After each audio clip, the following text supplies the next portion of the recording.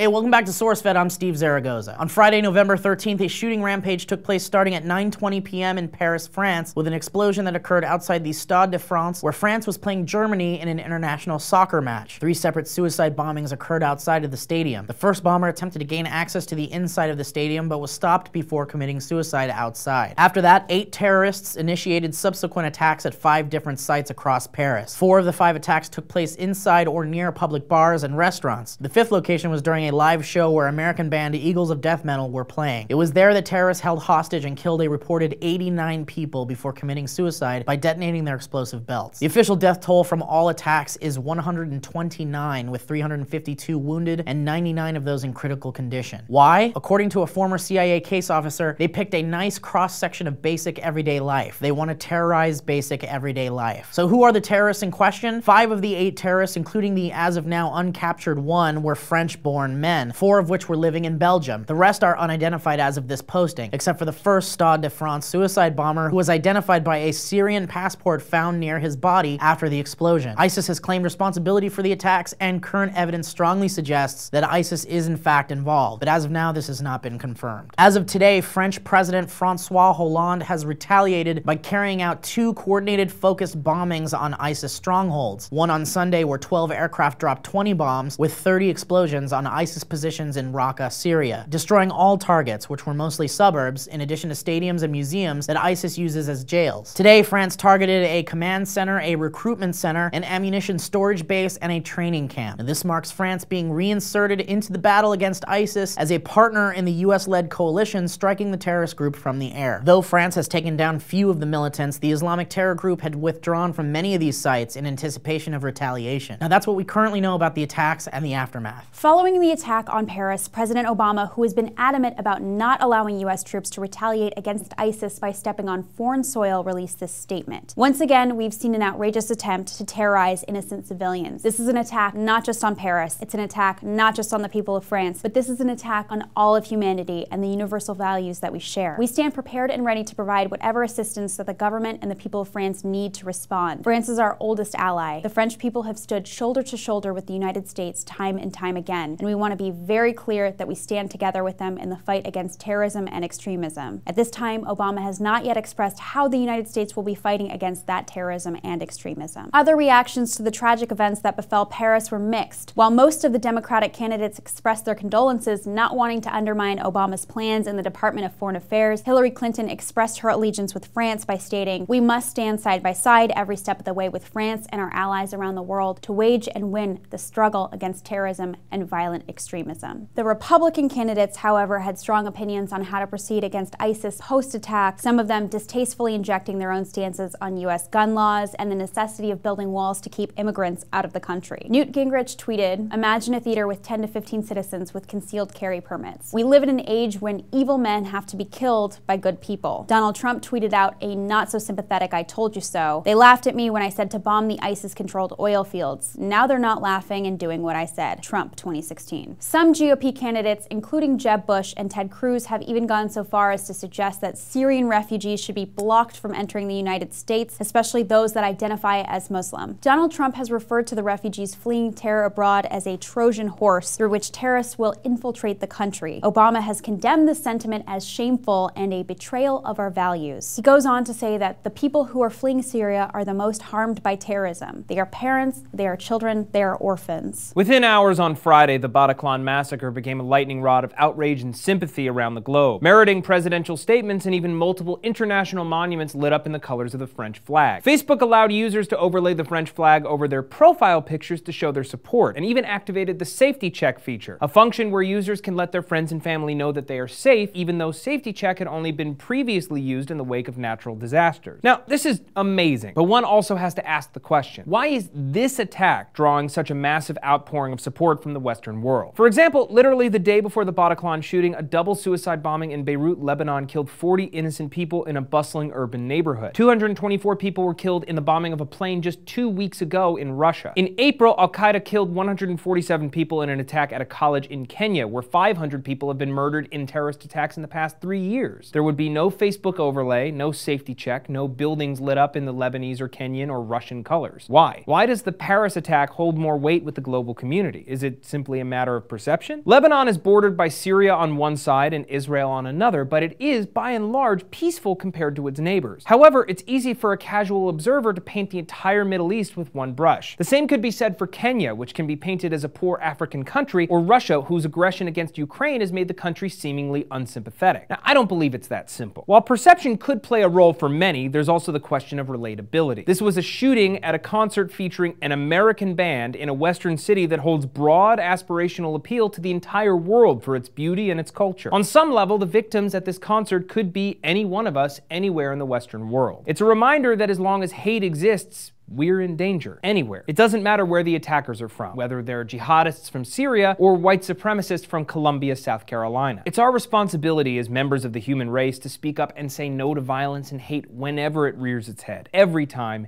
everywhere. Our hearts go out to the victims of hatred wherever they were taken, from their friends and their family.